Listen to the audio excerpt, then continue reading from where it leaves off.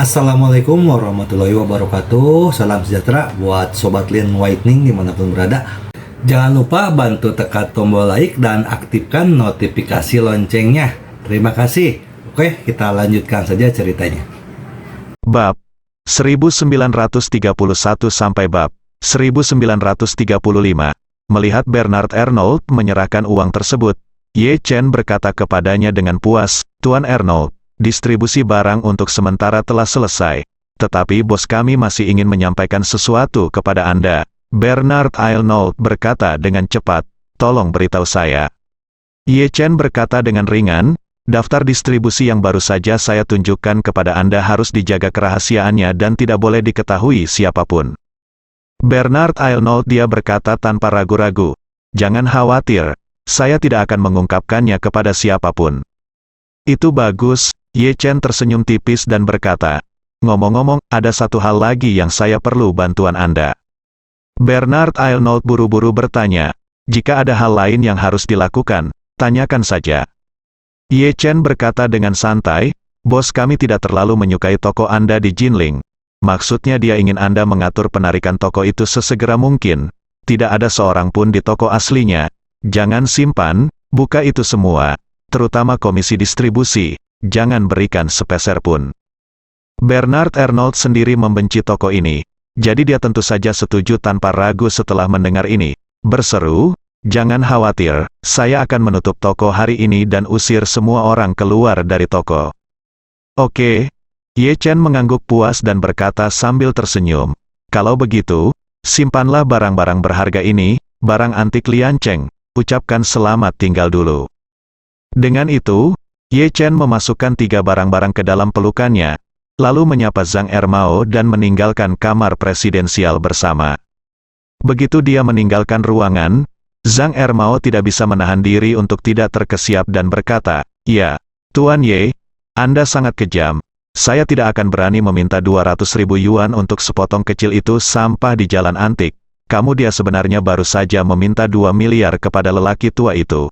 Ini hampir puluhan juta kali lipat keuntungannya." Ye Chen tersenyum dan berkata, "Zhang Ermao, kamu tampil bagus hari ini. Jangan khawatir, saya tidak akan memperlakukanmu dengan buruk. Saya akan meminta Chen Zekai menyiapkan 2 juta uang tunai untukmu nanti." Setelah mendengar ini, Zhang Ermao melambaikan tangannya dengan cepat. "Tuan Ye, bukan itu yang saya maksud. Berapa banyak uang yang Anda hasilkan terserah Anda, saya tidak cemburu sama sekali." Ye Chen berkata, "Ini adalah niat saya. Setelah itu semuanya, aku tidak bisa membiarkanmu pergi dengan sia-sia, tolong." Zhang Ermao buru-buru menolak, "Tuan Ye, ini hanya sepotong kue untuk saya, dan harga pembelian barang-barang itu juga sangat murah. Saya baru saja datang di sini untuk membantumu mementaskan drama, mengapa aku berani meminta uangmu?" Ye Chen tersenyum tenang dan berkata, "Zhang Ermao, ambil saja jika diberikan kepadamu, tidak perlu sopan kepadaku." Zhang Ermao berseru, "Tuan Ye, jika Anda benar-benar ingin memberikannya kepada saya, tolong bantu saya menyumbangkannya juga.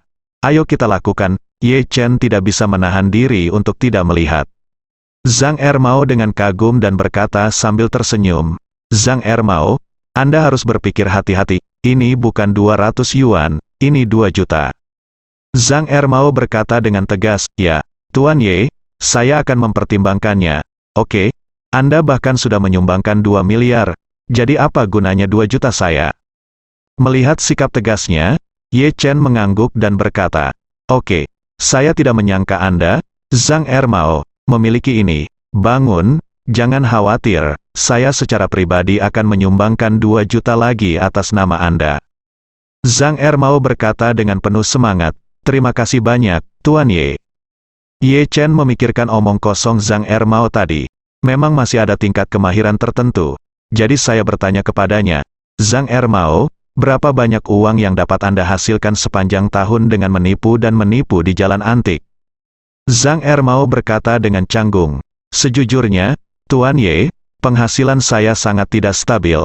Terkadang Anda bahkan tidak bisa membukanya satu pesanan dalam sebulan.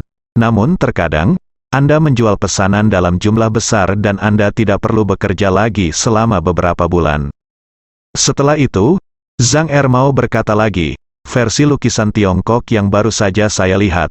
Mona Lisa dilukis oleh saya seharga 500 yuan sepotong oleh seorang siswa dari Akademi Seni Rupa. Biasanya, harga saya di jalan antik lebih dari 80.000 yuan. Jika saya menjual barang seperti itu, biasanya membutuhkan waktu 2 bulan. Saya tidak akan meninggalkannya berhenti lagi, terutama karena saya takut orang akan datang ke rumah saya. Ye Chen bertanya kepadanya, jika seseorang datang ke rumah Anda, bagaimana biasanya Anda menghadapinya? Zhang Ermao tertawa 2 kali dan menjelaskan, jika Anda menemukannya, lalu pasti mereka semua ada di sini untuk mengembalikan uangnya. Saya biasanya hanya menyajikan makanan kepada orang lain, dan saya akan bertarung dengan mereka jika saya dapat menyinggung perasaan mereka. Bagaimanapun, prinsip dasar saya dalam berbisnis di jalan antik adalah saya tidak akan pernah mengembalikan uangnya. Ye Chen berkata lagi. Ditanya, bagaimana jika saya bertemu seseorang yang tidak mampu saya sakiti? Zhang Ermao menggaruk kepalanya dan berkata sambil tersenyum, jika saya bertemu seseorang yang tidak mampu saya bayar untuk menyinggung, pilihan pertamaku biasanya melarikan diri. Jika aku bisa melarikan diri, semuanya akan baik-baik saja. Jika kamu tidak bisa melarikan diri, hilangkan saja uang dan selesaikan masalah ini. Ye Chen mengangguk dan berkata sambil tersenyum. Kalau begitu, Anda tidak bisa menyelesaikan setiap pesanan. Berapa banyak yang bisa Anda hasilkan dalam setahun? Uang. Zhang Ermao menghitung dalam pikirannya dan berkata sambil tersenyum. Jika semua keadaan diperhitungkan, saya biasanya bisa dapatkan 4 hingga 5 juta dalam setahun. Ye Chen mengangguk dan berbicara. Dia berkata, ayo lakukan ini. Zhang Ermao, saya akan memberi Anda gaji pokok 800.000 yuan setahun. Mulai sekarang, Anda menang. Jangan pergi ke toko barang antik untuk menipu orang. Ubah pikiranmu dan ikuti Hongwu. Semuanya akan mengikuti perintahnya. Zhang Ermao terkejut saat mendengar ini. Dia tidak pernah bermimpi bahwa Ye Chen ingin dia tinggal dan bekerja di samping Tuan Hongwu. Dia sangat terkejut sehingga dia tidak bisa menahan diri untuk tidak bertanya, Tuan Ye, saya bukan siapa-siapa, mengapa Anda berpikir untuk meminta saya bekerja dengan Tuan kelima? Ye Chen tersenyum dan berkata, Hongwu lebih dari berani. Kelincahannya masih kurang. Jika dia dapat memiliki orang sepertimu di sisinya, pasti akan menjadi hal yang baik baginya untuk menjadi ahli strategi berkepala dingin. Ye Chen menghargai beberapa dari kelebihan Zhang Ermao. Meskipun pria ini lahir pada tahun meskipun rendah hati, dia pasti dapat dianggap berpengetahuan luas, dan yang paling penting, kecepatan reaksinya sangat cepat, dan kemampuannya untuk beradaptasi dengan situasi jauh lebih baik daripada orang biasa. Sungguh sia-sia jika orang seperti itu ditempatkan di jalan antik dan ditipu untuk mendapatkan ratusan ribu setahun. Jadi, dia memandang Zhang Ermao dan bertanya, apakah Anda ingin memikirkannya? Beri saya jawaban yang jelas setelah Anda memikirkannya. Tidak perlu memikirkannya, Zhang Ermao berkata dengan cepat. Tuan Ye, saya bersedia mengikuti Anda dan Tuan Hongwu melakukan yang terbaik. Bagi Zhang Ermao, tidak mudah mencari nafkah di jalanan antik. Dia tidak hanya harus hati-hati merancang segala macam jebakan untuk menipu orang, tetapi dia juga harus selalu waspada terhadap orang lain yang datang ke rumahnya. Selain itu, popularitasnya di jalan antik tidak terlalu bagus. Banyak rekannya yang tidak menyukai dia, dan dia dikucilkan.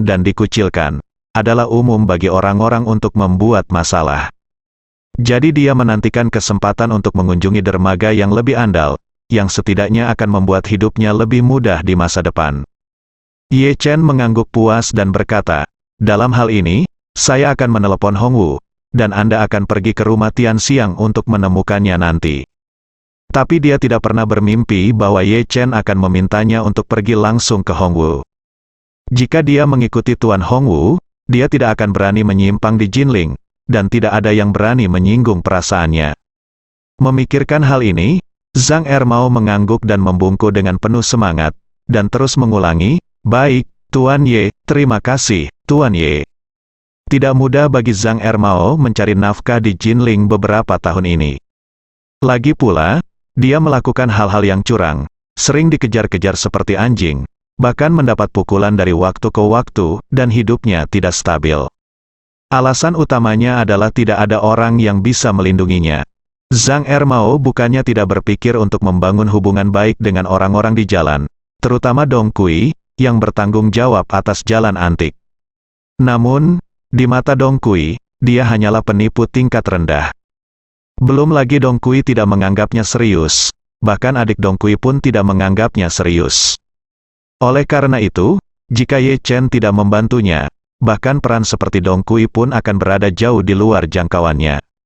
Tapi sekarang lebih baik, sekarang Ye Chen memintanya untuk mengikuti Hong Wu sebagai master, yang setara dengan mengangkatnya beberapa posisi.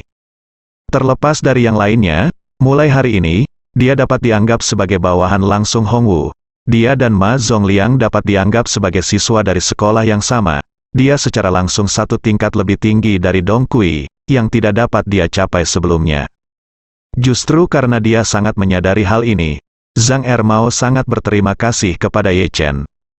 Ye Chen melihat ekspresi bersyukurnya dan memperingatkan, Zhang Ermao, setelah mengikuti Hong Wu, jangan pergi ke jalan antik untuk melakukan penipuan dan penculikan seperti itu. Meskipun Hong Wu masih orang di jalan, saat ini bisnisnya telah sepenuhnya berubah. Jadi jangan gunakan otakmu lagi setelah kamu pergi.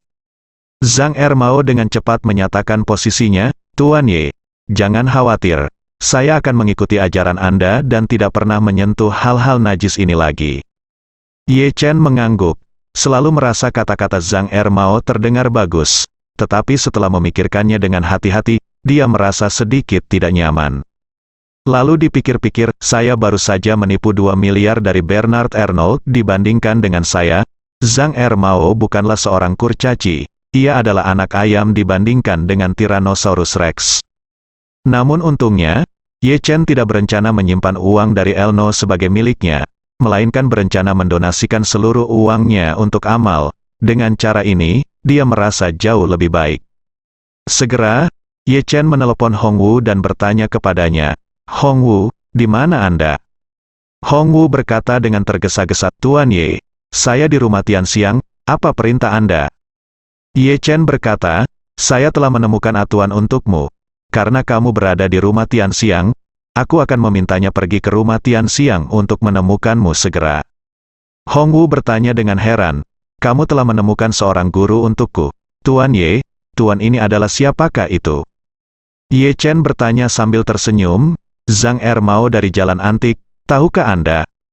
Hong Wu tertegun dan berkata, saya tahu, Tuan Ye, apakah Anda berencana membiarkan dia menjadi tuanku? Mendengar ini saat itu, Zhang Ermao di sebelah Ye Chen tampak gugup, takut Hong Wu tidak puas dengannya atau sekadar tidak menyukainya. Ye Chen berkata dengan tegas saat ini, ya, menurut saya Zhang Ermao sangat pintar dan memiliki cara yang baik dalam melakukan sesuatu. Dia bisa bermitra dengan Anda dan memberi Anda inspirasi baru dalam menangani masalah tertentu, kata Hong Wu. Dengan tersenyum, saya telah mendengar bahwa lelaki tua ini sangat jahat, tetapi saya belum banyak berhubungan dengannya. Karena Tuan Ye berkata demikian, maka lelaki tua ini pasti memiliki sesuatu yang luar biasa. Setelah berkata itu, dia segera tersenyum dan berkata, Tuan Ye, minta saja lelaki tua ini datang kepadaku, dan aku akan ngobrol baik dengannya. Ya, Ye Chen berkata, aku akan membiarkan dia datang sekarang. Setelah itu, Ye Chen menutup telepon dan berkata kepada Zhang Ermao, saya sudah menyapa Hong Wu, sekarang Anda harus pergi langsung ke Tian Xiang Mansion untuk menemukannya. Pada awalnya, ikuti dia untuk mengenalnya dia baik-baik saja. Konteks bisnis, pikirkan lebih banyak dan teliti lebih banyak, dan lihat apakah Anda memiliki ide unik Anda sendiri. Zhang Ermao membungkuk dengan penuh rasa terima kasih. Terima kasih, Guru Ye, saya pasti akan menenggelamkan hati saya ke dalamnya. Belajar dan penelitian dengan Guru Wu, terima kasih banyak. Saya tidak akan pernah melupakan kebaikan dan kebaikan Anda yang luar biasa, Tuan Ye. Ye Chen tertawa dan memarahi, oke. Jangan miskin di sini, cepat pergi. Mata Zhang Ermao memerah, dan dia tidak bisa menahan diri untuk tidak meneteskan 2 air mata. Lalu dia segera menyekanya dengan lengan bajunya dan menghela nafas. Tuan Ye, kamu tidak tahu, aku, Zhang Ermao, seperti anak yatim piatu tanpa ibu dan ayah selama ini. Beberapa tahun, apalagi di jalan antik, saya harus mengangguk dan membungkuk kemana-mana. Dalam analisis terakhir, Alasan menjilat orang lain adalah karena saya tidak punya dukungan. Siapapun yang tinggal di Jinling dapat menindas saya dan melawan saya. Saya tidak pernah berpikir bahwa saya akan mampu mengimbangi guru kelima dan Anda dalam kehidupan ini. Setelah mengatakan ini, dia tidak bisa menahan diri untuk tidak menyeka air matanya lagi, dan kemudian berkata dengan serius, "Tuan Ye, mengatakan ini membuatku tampak sangat tidak berharga.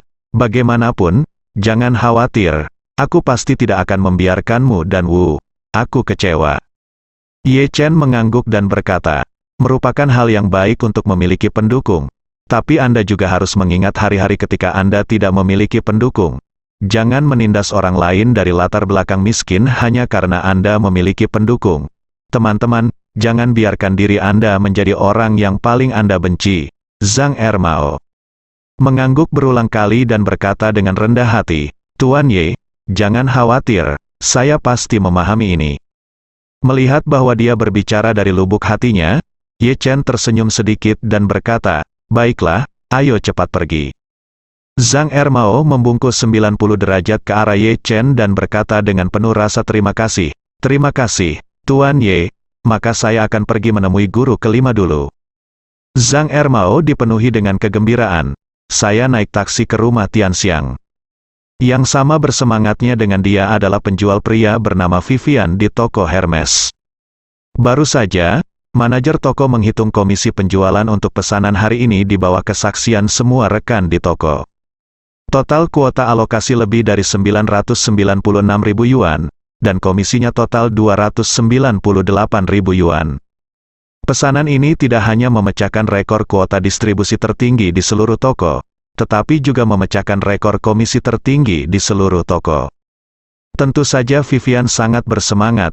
Tanpa pikir panjang, ia langsung mengeluarkan ponselnya dan menelpon temannya yang merupakan seorang sales di toko mobil bekas, berencana membeli mobil sport Porsche 718 bekas yang sudah lama ia dambakan.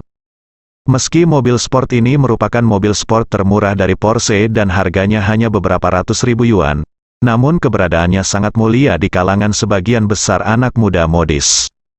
Apalagi di jalanan pada tengah malam, saat mobil konvertibel dibuka, banyak anak muda yang merasakan suasana unik dan mulia.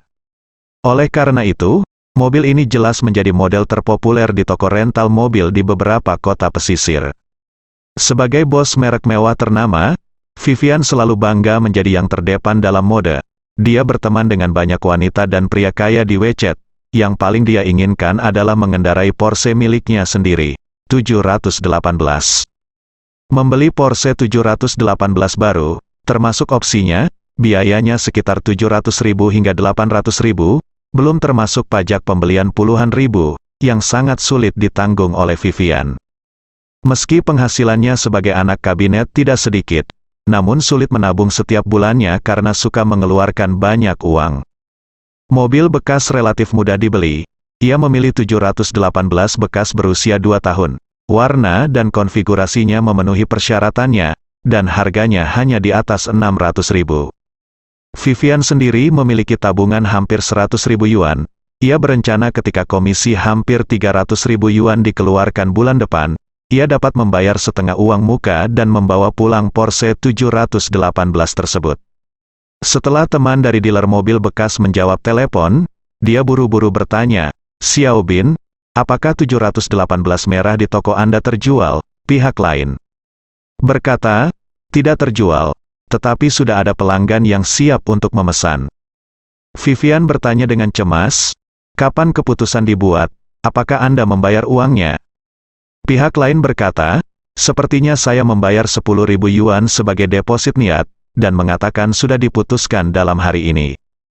Vivian mendengar ini. Setelah mengatakan ini, dia segera menghela nafas lega dan berkata dengan tergesa-gesa, "Karena itu niat uang.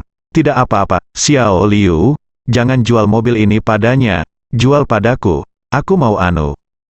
Begitu pihak lain mendengar bahwa Vivian ingin membeli 718, tanpa sadar dia berkata, "Silakan lakukan, harganya 600.000. Dengan uang muka minimal 300.000, dan asuransi tahun pertama lebih dari 10.000. Saya tidak memberitahumu, di mana kamu bisa mendapatkan barang seperti itu. Berapa harganya?" Vivian tertawa dan berkata, "Oh, Siapa yang kamu anggap remeh? Biar ku beritahu, aku mendapat pesanan besar hari ini, dan aku akan menerimanya komisi sebesar 300.000 yuan ketika gaji saya dibayarkan pada tanggal 15 bulan depan. Brengsek. Pihak lain berseru, benarkah atau tidak, sungguh besar. Anda dapat mengumpulkan 300.000 yuan. Saudaraku, saya bekerja sangat keras untuk menjual mobil bekas, dan saya hanya mendapat 18.000 yuan dalam sebulan. Jika Anda begitu baik, jika Anda ingin menghasilkan uang, saya akan pergi ke toko Anda untuk wawancara suatu hari nanti. Vivian tersenyum bangga. Oh. Menurut Anda, apakah ada orang yang bisa memasuki toko kami jika mereka mau? Toko kami hanya merekrut beberapa orang setiap tahun, tetapi pesaingnya cukup banyak, ada beberapa ratus, dan tingkat kelulusannya kurang dari 1%. Terlebih lagi, kami melayani tingkat tinggi pelanggan akhir, dan toko tersebut memiliki persyaratan yang sangat tinggi bagi kami. Tidak hanya membutuhkan citra dan temperamen, tetapi juga memerlukan kualifikasi akademis dan kemahiran bahasa Inggris. Saya pikir hanya berbicara bahasa Inggris mungkin akan membuat Anda tidak bisa masuk Jepang. Pihak lain berkata dengan getir, bukankah itu hanya menjual pakaian, sepatu, dan topi di konter stasiun? Mengapa kamu memiliki begitu banyak persyaratan? Ibuku bahkan tidak lulus sekolah dasar, dan dia bekerja di departemen store lama sampai dia pensiun. Vivian berkata sambil tersenyum, bisakah kain yang dijual di departemen store itu dibandingkan dengan milik kita? Sepasang sepatu di toko kita mulai dari 7.000 hingga 8.000 yuan. Syal kain kasa berharga 3 hingga 5.000, dan jika Anda memilih dikeluarkan di dalam tas, harganya lebih mahal dari apapun yang ada di deretan rak di departemen store sebelumnya. Setelah itu, dia buru-buru berkata, hei, aku serius memberitahumu, pikirkan tentang mobilmu dulu, serahkan padaku. Saya pasti akan mengambilnya tepat waktu pada tanggal 15 bulan depan.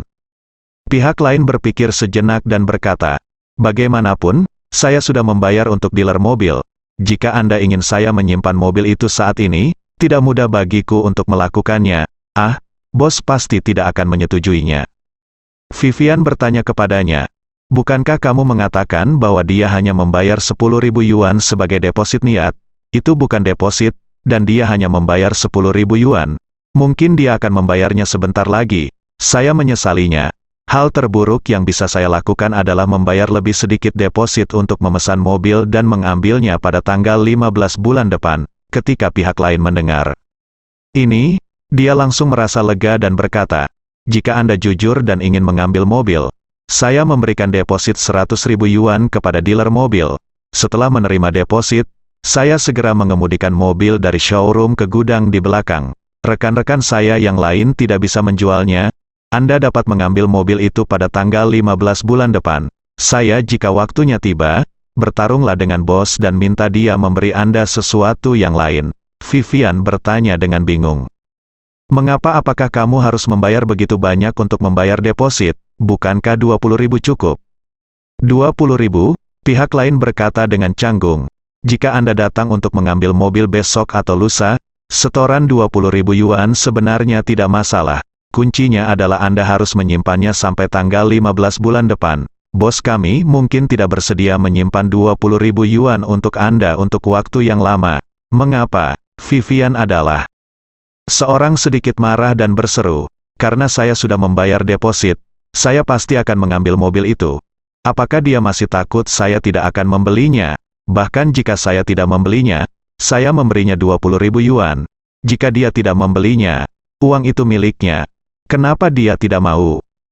Pihak lain berkata tanpa daya, hei, kamu tidak mengerti seluk-beluk mobil bekas. Setiap mobil di showroom kami adalah dimiliki oleh bos kami. Jika Anda mendapatkannya kembali dengan uang sungguhan, biaya modalnya sangat tinggi.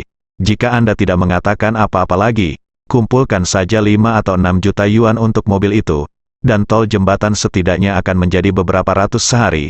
Anda harus menunggu selama 20 hari, dan Anda tidak akan punya uang, biayanya lebih dari 20.000 yuan. Tidak peduli kepada siapa dijual, harganya tetap mahal. Untuk bos, tentu saja, semakin awal dijual, semakin hemat biayanya. Sambil berkata, dia menambahkan, saya menagih deposit 100.000 kepada Anda. Di satu sisi, Hal itu dapat memberikan darah kepada dealer mobil. Di sisi lain, Anda juga tahu bahwa bos memiliki kebiasaan berjudi.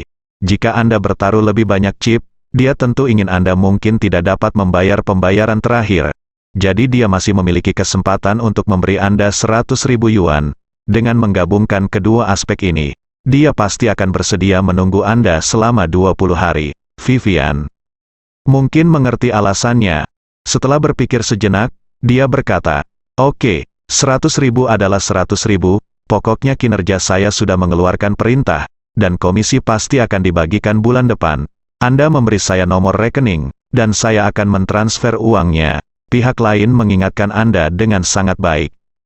"Saudaraku, saya harus mengingatkan Anda bahwa Anda harus memastikan bahwa Anda dapat mengambil mobil pada tanggal 15 bulan depan. Jika tidak, jika Anda melanggar kontrak, 100.000 yuan akan hilang." Melayang. Vivian berpikir sejenak dan bertanya ragu-ragu, "Bisakah Anda memperpanjangnya hingga tanggal 20 bulan depan? Dengan cara ini, jika ada keadaan darurat, saya akan punya waktu untuk merespons. Terkadang informasi keuangan grup kami akan dirilis 1 atau 2 hari nanti. Gaji." "Itu tidak masalah," pihak lain berkata dengan riang.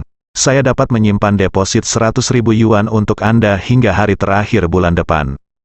Vivian menghela napas lega dan berkata sambil tersenyum, "Bagus sekali, dengan cara ini akan sangat mudah." Pihak lain berkata, "Baiklah, saya akan memberikan Anda rekening perusahaan dealer mobil tersebut. Anda melakukan pembayaran terlebih dahulu, lalu merekam video tersebut dengan jelas menyatakan bahwa Anda secara sukarela membayar deposit sebesar 100.000 untuk memesan mobil ini, pada tanggal 31 bulan depan.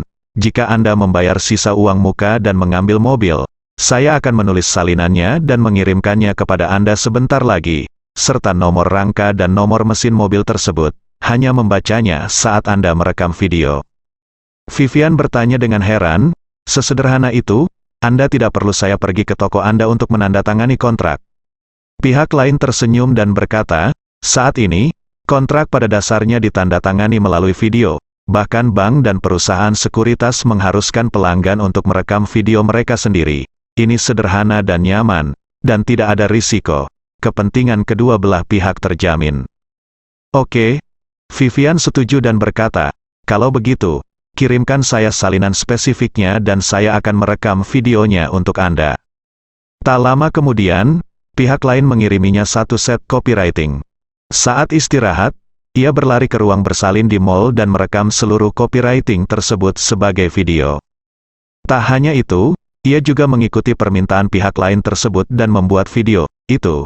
Selama proses perekaman video, dia menunjukkan ID-nya selama proses berlangsung.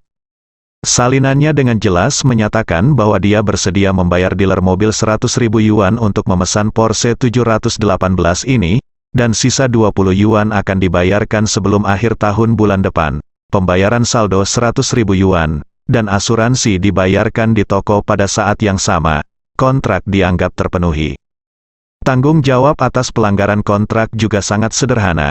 Jika dia tidak dapat membayar pembayaran saldo dan mengambil mobil dalam batas waktu tersebut, 100.000 yuan akan digunakan sebagai ganti rugi yang harus dibayarkan kepada dealer mobil, karena jelas dalam video. Penanggung jawab kedua belah pihak juga mengklarifikasi nomor sasis mobil tersebut, sehingga sah efek. Kemudian, dia mengirimkan video tersebut ke pihak lain. Setelah pihak lain memastikan bahwa tidak ada masalah, dia memberinya akun dealer mobil. Dia segera membukanya melalui mobile banking. Dia mentransfer 100.000 yuan di kartunya. Sejak isi kontrak video berkisar pada ganti rugi 100.000 yuan, ketika dia mentransfer 100.000 yuan ke rekening pihak lain, perjanjian ini sepenuhnya efektif. Kemudian, dia melihat saldo kartu banknya dan menemukan bahwa ada hanya tersisa 6.000 yuan di kartu banknya. Dengan komisi 100.000, dia akan bisa segera mendapatkan Porsche 718 favoritnya, dan dia tiba-tiba menjadi sangat bersemangat. Dia tahu bahwa mulai saat ini, dia akan menghitung hari, dan seterusnya tanggal 15 bulan depan, itu adalah hari besar dalam hidupnya. Dia akan mendapatkan mobil pertama dalam hidupnya, dan itu adalah mobil sport Porsche yang sudah lama dia dambakan. Dia bahkan mulai membayangkan bahwa dia akan Mengemudi mobil sport yang baru dibelinya kembali ke komunitasnya, perasaan dikelilingi oleh tatapan iri para tetangga. Saat ini, ponselnya tiba-tiba menerima pesan WeChat. Orang yang mengirim pesan WeChat adalah manajer tokonya. Manajer toko bertanya melalui pesan suara, "Vivian, kemana kamu pergi selama jam kerja? Aku sudah lama tidak melihat bayanganmu, cepat kembali. Sesuatu yang besar telah terjadi." Ini pertama kalinya Vivian melihat manajer toko begitu tidak stabil. Dalam kesannya, sebagai seorang manajer toko, ia memiliki kemampuan pribadi yang sangat kuat. Ia sering mempermainkan para pria dan wanita kaya itu. Tidak hanya membuat mereka patuh mengeluarkan uang dari kantongnya, tapi juga membuat mereka bersyukur. Oleh karena itu, di mata Vivian, manajer toko adalah idola sekaligus tujuan hidupnya. Sejak Vivian memasuki toko ini, pandangannya terhadap berbagai hal berubah drastis. Jika dia tidak datang untuk bekerja di toko mewah, Vivian tidak akan pernah tahu bahwa orang-orang kaya yang biasanya memerintah orang biasa akan melayani dan menyenangkan para penjual di toko mewah dengan segala cara. Jika dia tidak datang untuk bekerja di toko mewah, Vivian tidak akan tahu bahwa di toko ini, tidak peduli Anda adalah bos besar, istri kaya, atau simpanan dengan uang saku bulanan lebih dari 1 juta, Anda semua harus melihat penjualan ketika Anda datang ke sini. Wajah anggota. Ingin tas terlaris? Maaf. Jika Anda tidak tahu cara berbicara atau meminta bantuan, jawaban Anda akan selalu suam-suam kuku, "Maaf, stok produk ini sedang habis." Di pasar penjual absolut ini, apa jadinya tidak peduli seberapa kaya Anda? Dulu, tenaga penjualan bangga mengenal orang kaya, tetapi sekarang dunia telah berubah. Banyak wanita dan wanita yang bangga mengenal tenaga penjualan. Mereka tidak hanya harus bekerja keras untuk membangun hubungan dengan penjualan dan membantu meningkatkan penjualan. Penampilannya sesekali, dia akan mengirimkan beberapa amplop merah, mentraktirnya makan besar, atau mengirim beberapa hadiah mahal, demi menjaga hubungannya dengan kakak dan adiknya. Hal yang paling menjijikkan tentang adalah banyak orang yang disebut sosialita dan wanita bangsawan dengan bangga berbagi pengalaman mereka menjilat dan bahkan berlutut kepada pria dan wanita yang tertutup di platform internet. Ini benar-benar ajaib hingga ekstrim.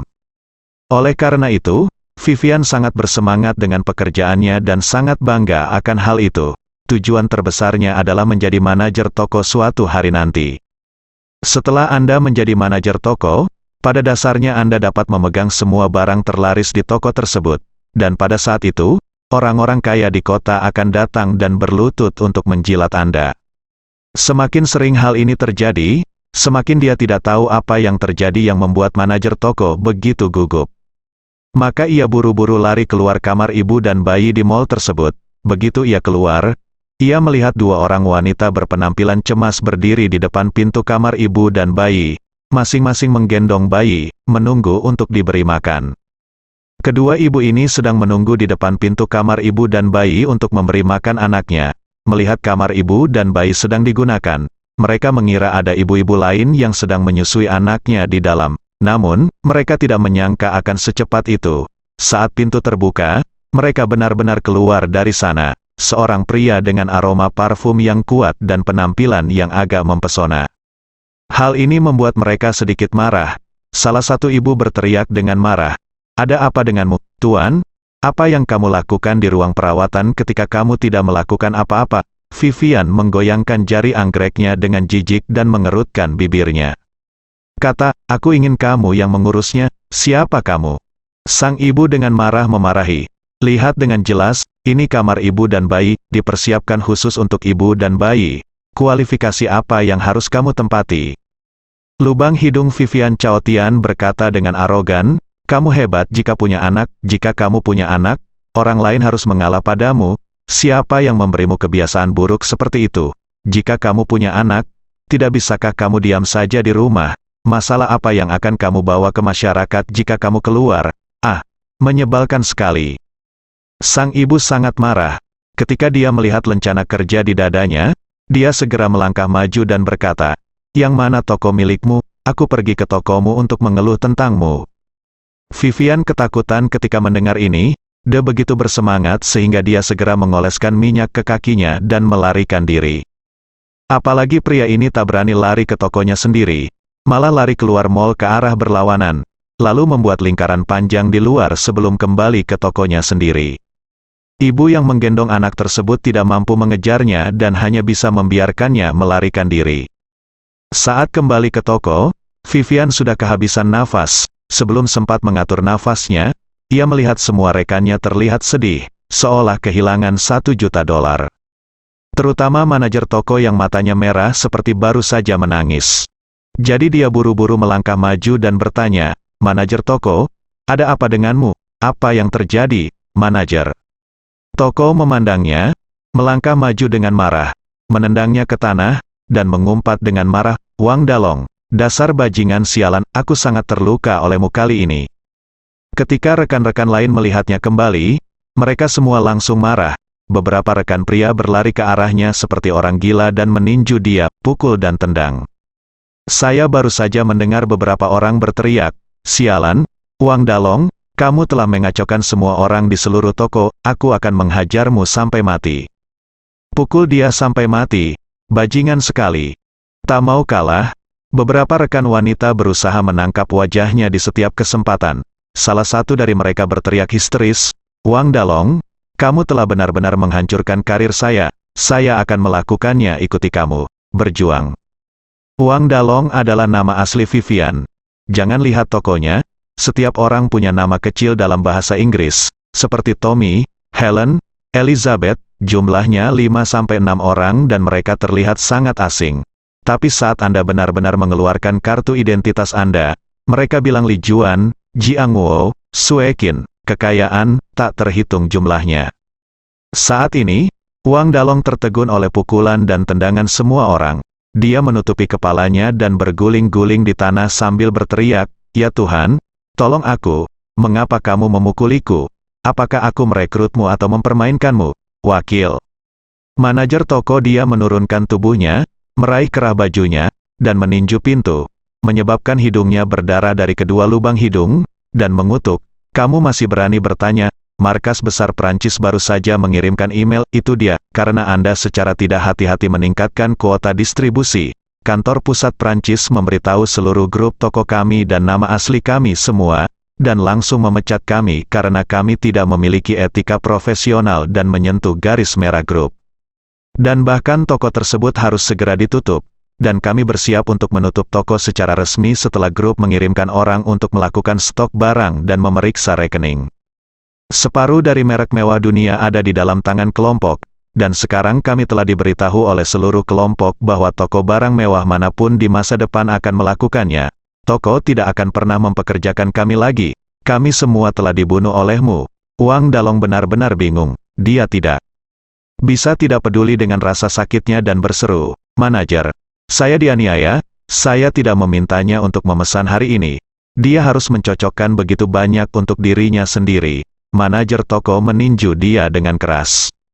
Dia menghadapi lagi dan mengutuk, "Kamu sangat keras kepala, itu hanya karena kamu begitu buta ketika melihat uang. Alokasi tas itu di toko kami tidak pernah melebihi 300.000 yuan.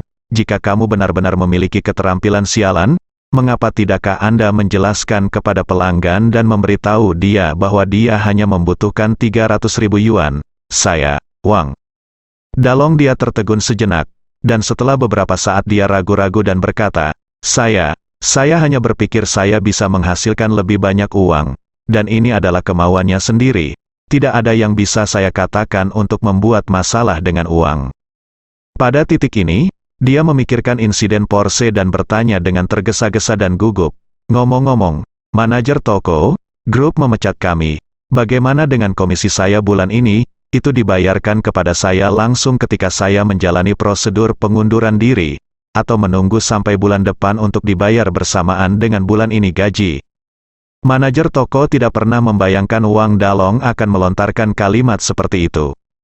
Hal ini membuatnya marah, dan dia mengertakkan gigi dan mengutuk, "Kamu benar-benar terobsesi dengan uang, kami dipecat, kami bahkan tidak mendapat kompensasi sepeser pun karena dipecat, dan kelompok itu mengatakan bahwa kami ini telah menyebabkan masalah yang sangat serius, kerusakan merek dan kerugian besar bagi grup. Jadi kami berhak menuntut kami, mungkin kami harus membayar kompensasi kepada grup." Wang Dalong tiba-tiba merasa seperti disambar petir, dan matanya hampir menjadi hitam.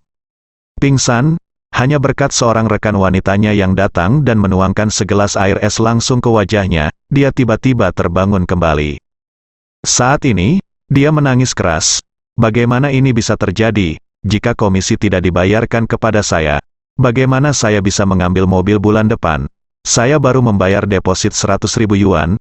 Jika saya tidak bisa memilih naik mobil bulan depan, mobil 100.000 yuan saya telah terbuang sia-sia. Saya telah menabung begitu lama untuk menabung 100.000 yuan ini. Ini semua uang hasil jerih payah saya, sudah ada di sini, dan saya masih di sini. Memikirkannya, ambil mobilnya. Manajer toko sangat marah padanya sehingga dia tidak lagi memiliki motivasi untuk terus memukulinya. Dia melemparkannya kembali ke tanah dan berkata dengan dingin, "Wang Dalong, kamu benar-benar putus asa. Kelompok itu akan mengirim seseorang untuk datang kepada kita besok. Jalani prosedur pemecatan. Mulai sekarang, toko tidak akan buka lagi. Kembalilah dan pikirkan apa yang harus dilakukan di masa depan." Seorang rekan pria berkata dengan marah. Manajer toko, bagaimana kamu bisa membiarkan anjing ini pergi begitu saja? Sialan. Manajer toko menghela nafas, menunjuk ke arah Wang Dalong, yang wajahnya berlumuran darah, dan bertanya kepada pria itu, dia sudah seperti ini. Apa gunanya? Jika kami memukulinya sampai mati, tidak mungkin kelompok itu memukulinya sampai mati. Jika Anda melepaskan hukuman pada kami akan meninggalkan toko ini dan masuk penjara. Semua orang terdiam. Mereka sangat membenci Wang Dalong. Tetapi seperti yang dikatakan manajer toko, meskipun mereka memukuli Wang Dalong sampai mati sekarang, apa gunanya? Memikirkan hal ini, semua orang tiba-tiba merasa seperti bola karet kempes, dengan kepala tertunduk dan wajah penuh kesakitan. Pada saat ini, manajer toko menghela nafas dan berkata, "Oke, ayo pulang kerja dulu. Ketika orang-orang yang dikirim oleh kelompok tiba besok, saya akan memberitahu semua orang untuk datang dan menyelesaikan prosedurnya." Beberapa penjual wanita pergi sambil menangis. Meskipun beberapa penjual pria sedikit kesal, mereka semua pergi satu persatu. Wang Dalong pingsan di tanah dengan wajah berlumuran darah, masih memikirkan komisinya dan Porsche 718 miliknya. Sebuah pikiran tiba-tiba terlintas di benaknya, dan dia segera mengeluarkan ponselnya dan menelepon temannya yang bekerja di dealer mobil. Begitu panggilan telepon masuk, dia buru-buru bertanya kepada pihak lain, "Xiao Bin, saya tidak menginginkan mobil itu lagi. Bisakah Anda mengembalikan 100.000 yuan itu kepada saya?" Ketika pihak lain mendengar ini, dia berkata tanpa berpikir, "Sekejap, apakah kamu membuat masalah denganku? Aku telah mengemudikan mobil itu ke gudang untuk kamu segel, dan aku akan menunggu kamu mengambilnya bulan depan. Kamu bilang kamu tidak menginginkannya sekarang. Apakah kamu bercanda?" "Tidak," Wang Dalong berkata cepat, "Xiao Bin. Ceritanya panjang, masalah utama saya adalah ada yang salah dengan komisi bulan depan, dan saya mungkin tidak bisa mendapatkan uangnya. Jika saya tidak bisa mendapatkan uang, bagaimana saya bisa membayar mobilnya?" "Sialan," pihak lain mengumpat secara diam-diam dan berseru, "Bukankah kamu baru saja bersumpah bahwa tidak akan ada masalah?" Wang Dalong berkata tanpa daya, "Saya tidak menyangka ini. 80% uangnya tidak akan tersedia sekarang. Jadi tolong bantu saya mengembalikan mobil ini." Pihak lain mendecakkan bibirnya dan berkata, "Dalong, bukan itu yang saya tidak tahu. Saya tidak ingin membantu Anda, itu karena saya benar-benar tidak dapat membantu Anda." Setelah itu, pihak lain berkata lagi, "Uang Anda telah ditransfer ke rekening dealer mobil kami, dan Anda baru saja menandatangani kontrak melalui video. Saya meneruskan video Anda ke bos kami, dan bos kami menggabungkan dengan catatan transfer Anda dan mengizinkan saya memberikan mobil ini kepada Anda. Jika Anda ingin mengembalikan mobil sekarang, itu akan dianggap pelanggaran kontrak. Jika Anda melanggar kontrak menurut kontrak, 100.000 yuan tidak ada hubungannya denganmu." Ketika Wang Dalong mendengar ini, dia menangis. Dia tersedak air mata dan berkata, "Xiao Bin, kamu harus membantuku. Saya tidak hanya kehilangan komisi 300.000 yuan, tetapi saya juga kehilangan pekerjaan.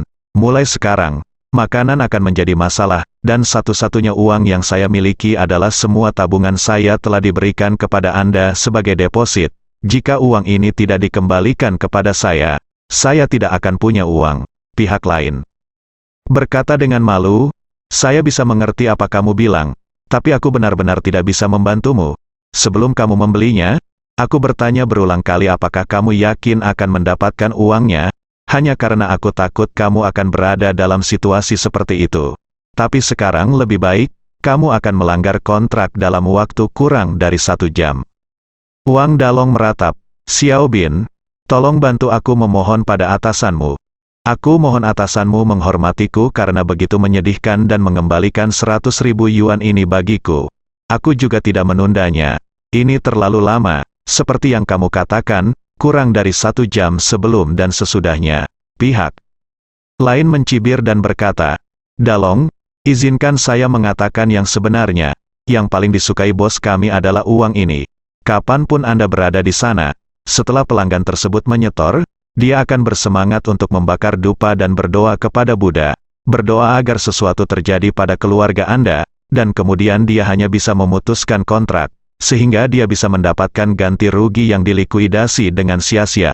Pada titik ini, pihak lain merendahkan suaranya dan dengan hati-hati berkata, dia sendiri kanibal. Dia hanya menipu orang-orang seperti Anda yang tidak bisa mendapatkan banyak uang dan masih ingin membodohi diri sendiri. Bertemu denganmu seperti bertemu dengan dewa kekayaan.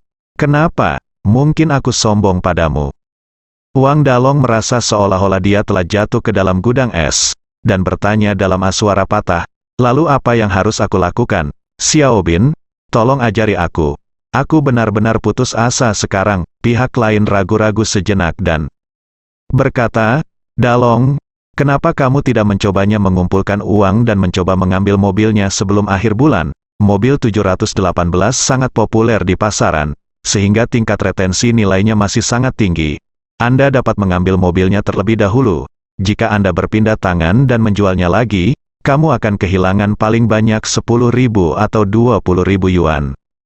Benarkah? Ketika Wang Dalong mendengar ini, jejak harapan muncul di matanya yang putus asa, dan bertanya, selama kerugiannya 10.000 atau 20.000 yuan, saya bisa membuatnya. Bisakah Anda menjual mobil itu? Pihak lain berkata dengan tegas, tentu saja bisa, setidaknya. Jika sangat sulit untuk menjualnya, Anda dapat menurunkan harganya sedikit lagi. Jika Anda kehilangan 20.000 atau 30.000 yuan, itu pasti akan langsung diambil. Yang lebih baik daripada milik Anda. Jauh lebih baik kehilangan 100.000 yuan, Wang Dalong berkata dengan sedikit khawatir. Dibutuhkan setidaknya 220.000 yuan untuk mengambil mobil pergi, kan? Saya tidak punya tempat untuk meminjam uang sebanyak itu. Pihak lain berpikir sejenak dan berkata, jika Anda benar-benar mengumpulkan dana, jika Anda tidak punya cukup uang, saya dapat merekomendasikan Anda kakak laki-laki yang khusus meminjamkan uang kepada orang lain untuk menyeberang jembatan. Dananya relatif melimpah. Kalau dipakai, bunga per hari 0,5%, dan bertahan 10 hari. Lagi pula, Anda hanya meminjam uang itu melintasi jembatan. Kamu dapat mengambil uangnya dan membawa mobilnya pergi ke sini, dan kamu dapat membayarnya kembali setelah menjual mobil di sana. Wang Dalong buru-buru bertanya, Xiao Bin, apa artinya dibayar rendah selama 10 hari? Pihak lain menjelaskan. Anda tidak ingin meminjam 220.000 yuan. Tingkat bunga harian 0,5%. Tingkat bunga per hari lebih dari 1.000 yuan. Konsumsi minimum 10 hari. Jika Anda menggunakan uang itu lebih banyak dari 10 hari, Anda akan membayar sesuai dengan bunga sebenarnya. Jika uang itu digunakan kurang dari 10 hari, tidak peduli berapa lama, pembayaran akan didasarkan pada 10 hari. Wang Dalong berkata dengan ngeri. Lalu bunganya saja akan menelan biaya lebih dari 10.000, jika Anda menjual mobil dan memberi kompensasi lagi sebesar 20.000 hingga 30.000 yuan. Bukankah ini akan membuat Anda kehilangan lebih dari 40.000 yuan? Pihak lain berkata tanpa daya, itu lebih baik daripada kehilangan 100.000 yuan. Bukan, Anda tidak dapat melarikan diri tanpa cedera sekarang, yang terpenting adalah menghentikan kehilangan waktu. Wang Dalong tertegun sejenak, mengira temannya benar, menghentikan kerugian tepat waktu adalah hal yang paling penting. Memikirkan hal ini, dia dengan cepat berkata, Xiao Bin, tolong bantu saya menghubungi kakak hari ini. Saya ingin mengambil mobil dengan cepat, lalu menjualnya dengan cepat, dan mendapatkan uang kembali sebanyak mungkin. Pihak lain berkata, tidak masalah. Saya akan memberi Anda alamat dan nomor telepon. Anda bisa langsung menemuinya sebentar lagi dan menyebutkan nama saya. Saya rasa saya bisa memberi Anda diskon 20% untuk bunganya. Wang Dalong berkata penuh terima kasih. Bagus sekali. Terima kasih, Xiao Bin, sama-sama.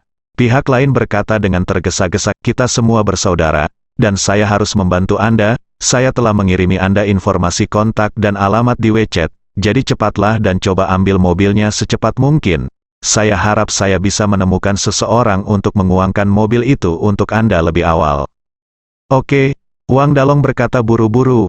Kalau begitu saya akan segera ke sana, Wang Dalong menutup telepon dan bangkit dari tanah dengan susah payah, bahkan tidak repot-repot menyapa manajer toko.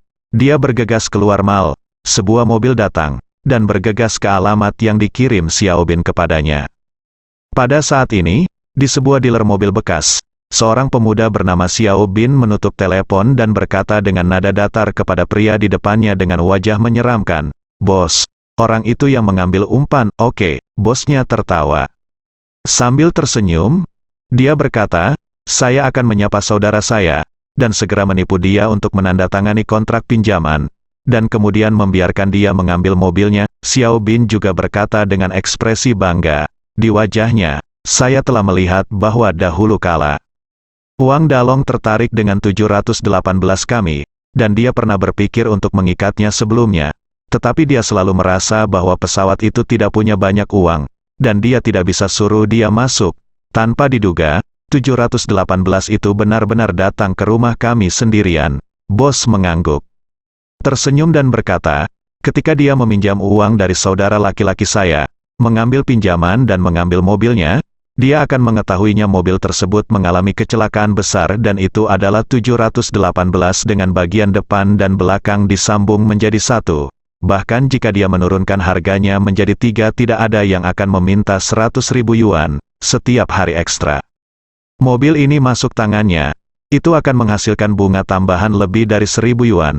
Belum lagi dia tidak bisa mendapatkan kembali 100.000 yuan, dan 20 sisanya pembayaran jembatan 10.000 yuan dan pinjaman mobil 300.000 yuan sudah cukup untuk menjatuhkannya. Pada saat itu, bunga di kedua sisi, ditambah berbagai biaya penanganan yang kami sembunyikan dalam kontrak, bunga bulanan setidaknya 70.000 hingga 80.000 yuan, dan itu masih bunga majemuk. Jika ini membawanya 2-3 bulan, dia pasti akan disiksa sampai mati. Setelah mengatakan itu, bos bertanya lagi, Xiao Bin, kamu harus memastikan bahwa anak ini mampu membayar kembali uangnya, jangan ibunya akan begitu saja pecahkan potnya dan buang. Kalau begitu, menurutku hal yang paling bisa kulakukan adalah mendapatkan mobilnya kembali dan mendapatkan deposit 100.000 yuan, jadi itu tidak akan terlalu menyenangkan. Xiao Bin berkata dengan tergesa-gesa. Bos, ini luar biasa. Orang tuanya memiliki rumah seluas 100 meter persegi di kota, yang nilainya kurang dari 2 juta. Selama dia diperbolehkan menanggung pinjaman, dia pasti harus meminta orang tuanya menjual rumah itu untuk menyelamatkannya. Baik, bos tersenyum bahagia, menyalakan rokok, dan berkata sambil tersenyum, selama ada aset di rumah yang bisa dijual, itu akan baik-baik saja. Setelah itu, dia melemparkan rokok ke Xiao Bin dan berkata sambil tersenyum, saat kamu memakannya, aku tidak akan peduli jika kamu menyingkirkannya pada akhirnya, tidak peduli berapa banyak, kamu akan menerima komisi 10 poin, bersambung.